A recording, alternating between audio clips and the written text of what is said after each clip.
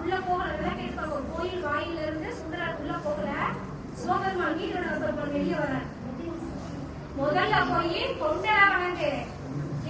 ஏன்னா நம்ம நம்பிக்கையோடைய நோக்கம் பிறப்பின் நோக்கமே வந்து திருத்தொண்டத்தோட பாடலாம், கல்யாணத்தோட புகழ சொல்லலாம்.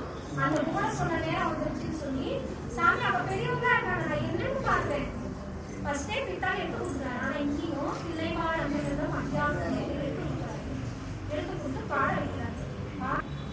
இதுவா இருக்குது. ஏன் இயற்கைக்கே மாறானதா இருந்தாலும் சுவாமி அருள் பண்ணுவாங்க. சிவாச்சாரிய வம்சத்தை சேர்ந்தவர் சுந்தரமூர்த்தி நாயனார் சேரமானாயனுக்கு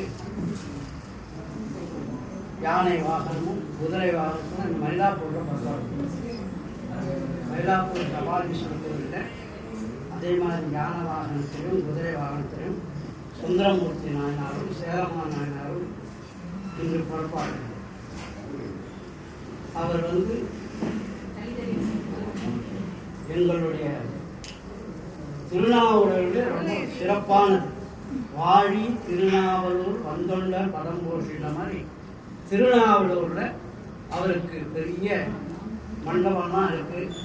பக்கத்து கோவில் சிவன் கோவில் பக்கத்தில் பெரிய ஞாபகம் மண்டபம்லாம் இருக்குது. பிரசுதான் சமாதிலாம் இருக்குது. சிறப்பான முறையில் அந்த சுந்தரமூர்த்தி நாயனார் விசேஷமாக நடைபெறும். சுந்தரமூர்த்தி நாயனார் வந்து சிவபெருமானுக்கும் பார்வதிக்கும் இடையில ஏற்பட்ட மனசினுடைய காரணத்தினாலே தூது செய்து அவர் சமாதானம் செய்தவர் சுந்தரமூர்த்தி நாயனார். சாதாரணமானவர்கள். சிவபெருமான் பார்வதிக்கு நமக்கெல்லாம் பிரச்சனை வருது இல்லையா, கணவன் மனைவிக்குள்ள. அந்த மாதிரி இருக்கும்போது சுந்தரமூர்த்தி நாயனார் போய் அவர்களுக்கு சமாதானம் தூது போய் சமாதானம் செய்தவர் சுந்தரமூர்த்தி நாயனார். அவர் வந்து தோழனே கிடையாது. சிவபெருமானுக்கு சமமானவர் சோழன் சுந்தரமூர்த்தி நாயனார். அந்த தோழனாக இருக்கக்கூடியவர் தான் சுந்தரமூர்த்தி நாயனார். அவரையும் சோதித்தார் சிவபெருமான். நல்லா கல்யாணம் நடக்கும்போது தடுத்து ஆட்கொண்டார். கல்யாணம் பொருளெல்லாம் நல்லா கல்யாணம் நடக்கும்போது நல்லா யோஜனை பண்ணிருக்கும் போது நிறுத்து அப்படின்னு நிறுத்திட்டு அவர் கல்யாணம் அப்போ எப்படி இருக்கும் அவருக்கு சுந்தரமூர்த்தி நாயனார்.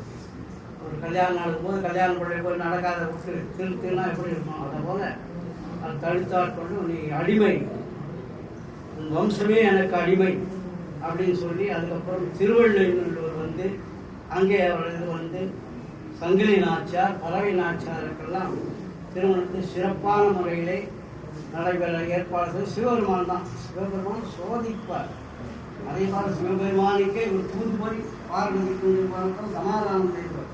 அப்படி சுந்தரமூர்த்தி நாயனார் அவர் வந்து இங்கே இந்த முதல உற்சவம் இந்த கோவிலே நடந்திருக்கு. ஒரு காலத்தில் ரொம்ப காலத்துக்கு முன்னே குளத்தில் இந்த முதல உற்சவம் நடந்திருக்கு. ரொம்ப நாளைக்குமே இதே மாதிரி குளத்தில் முதல மாதிரி செஞ்சு குழந்தைங்க மாதிரி வச்சு பாட்டு பாடி அதுக்கப்புறம் குழந்தை வீட்டில் இதெல்லாம் நடந்துருக்கு. இந்த கோயிலையே நடந்திருக்கு. அது ஒரு 25-30 வருஷத்துக்கு மேலே நான் சொல்கிறேன். அந்த மாதிரிலாம் நடந்திருக்கு இந்த கோயிலில். அந்த மாதிரி முதல உற்சவம்லாம் செய்திருக்கு. பெருமாள் கோயிலில் கஜேந்திர மோட்சம் எப்படி செய்கிறார்களோ அதே போல் நம்ம ஆலயத்து சிவாலயத்திலாம் இந்த முதல உற்சவம்லாம் இந்த கோயிலில் நடந்திருக்கு ரொம்ப நாளைக்கு முன்ன. அப்படி இந்த சுந்தரமூர்த்தி நாயனார் அவர் வந்து அவருக்கு ஈடு யாருமே இல்லை. சிவபெருமானுக்கு தோழன் அவரே தான்.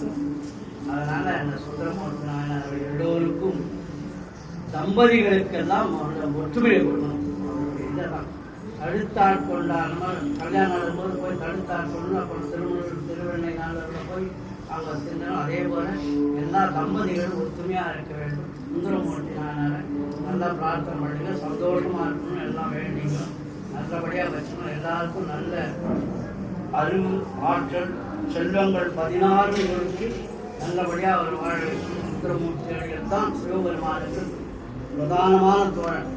அப்படி அவரை நாம் வாழ்ந்து வணங்கி அவருடைய திருவடியை போட்டு நம்ம பார்வதி சிவனே போற்றி திருவடிகளே போற்றி போற்றி.